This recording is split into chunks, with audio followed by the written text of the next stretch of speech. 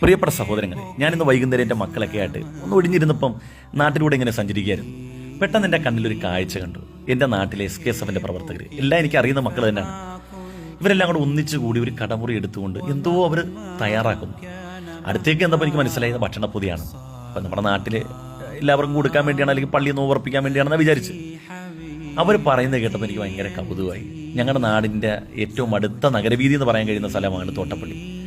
അപ്പോൾ അതിലൂടെ സഞ്ചരിക്കുന്ന ആലപ്പുഴ തിരുവനന്തപുരം റൂട്ടിൽ പോകുന്ന ആളുകൾക്ക് നോമ്പുതുറ വിഭവങ്ങൾ കൊടുക്കാൻ വേണ്ടി അവർ ഭക്ഷണം തയ്യാറാക്കുകയാണ്. എന്നെ അത്ഭുതപ്പെടുത്തിയ കാര്യം, ഇതേ പ്രായമുള്ള മക്കൾ ഇന്ന് ഒന്നിച്ചു കൂടിയാൽ നമുക്ക് പേടിയാണ് ഇവരെന്താണ് ചെയ്യാൻ പോകുന്നത്. ഇതേ പ്രായമുള്ള കുട്ടികളെ എന്തെല്ലാം കേസുകൾ പിടിക്കുന്നു.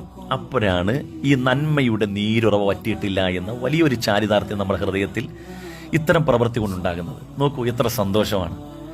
നമ്മുടെ നാട്ടിൽ സുന്നത്തമായത്തിൻ്റെയൊക്കെ സംഘടന പ്രവർത്തിക്കുമ്പോൾ നമുക്ക് ഒന്നും ഭയപ്പെടേണ്ടതില്ല. നമ്മുടെ മക്കളുടെ കടിഞ്ഞാണ് നമ്മുടെ നാട്ടിലുള്ള പണ്ഡിതന്മാർ, അതുപോലെ തന്നെ ഉമറാക്കയുടെ കയ്യിലുണ്ടാകും.